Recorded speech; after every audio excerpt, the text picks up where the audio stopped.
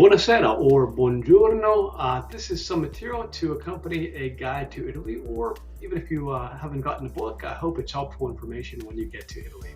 We're going to talk briefly about fare la spesa, which means to go shopping. Typically, it implies food shopping. And there's some important things you need to know if you're going to go food shopping related to ordering or buying. And the first thing I think are the numbers. So just like to count here, you want to make sure you are counting often and learning at least numbers 1 through 10, preferably 11 through 20 or greater than 2. And I put a little asterisk here, per favore, meaning please, and grazie. Courtesy words are really, really important. And Italy is going to make sure you use those every time. So let's just review the numbers briefly. Uno, due, tre, quattro, cinque, sei, sette, otto, nove, 10, 11, 12, 13, 14, 15, 16, 17, 18, 19, and 20. Great job. So I recommend you practice those a few times yourself.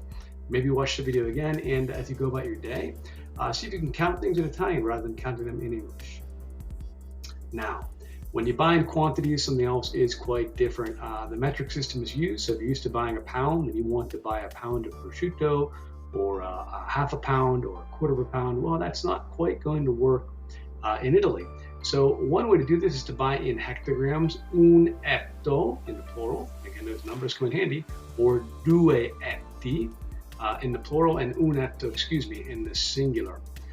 That's approximately, un etto is approximately a quarter of a pound because it's 0.22. So if you see what we do here, if we double that up, we get close to a half a pound. If we quadruple it, we get just under a pound, or we could say a half kilo, and we're going to get a little over a pound.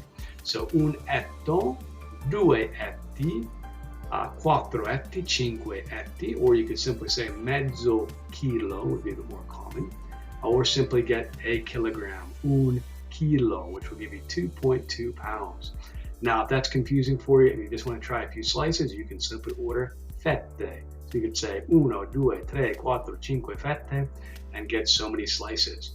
And you'll get a bit more of a precise, you know exactly how much you're getting in that case. And I recommend you see how much that weighs, and next time try to buy it in hectograms. All right, so if we want to do quantities, there's another way as well. We could say un po for a little, un pezzo for a piece, più piccolo or più grande, meaning smaller or larger. Again, as they're cutting it or trying to go and show you how much, you could say più piccolo, smaller, più grande, bigger. Troppo, troppo, too much. Di meno, less. Di più, more. Per una persona, for one person. So if you're buying, some steak or something, or you're going to buy some pork or some vegetables, you might say per una or per due persone. You're going to have to make it plural if you're buying for more than one persone. Locale or nostrano are two really nice words to know because they mean locally made. So let's say you want to get a piece of cheese, but you want to try some local cheese. You might say formaggio locale or nostrano. And then posso. Posso, asked as a question, means may I taste. Often in a store, if you're looking at groceries or you're going to a mom and pop shop where they sell fruits and vegetables and things, you might say posso before you touch it because that's often the case in Italy. And that does it for today. Thank you so much, and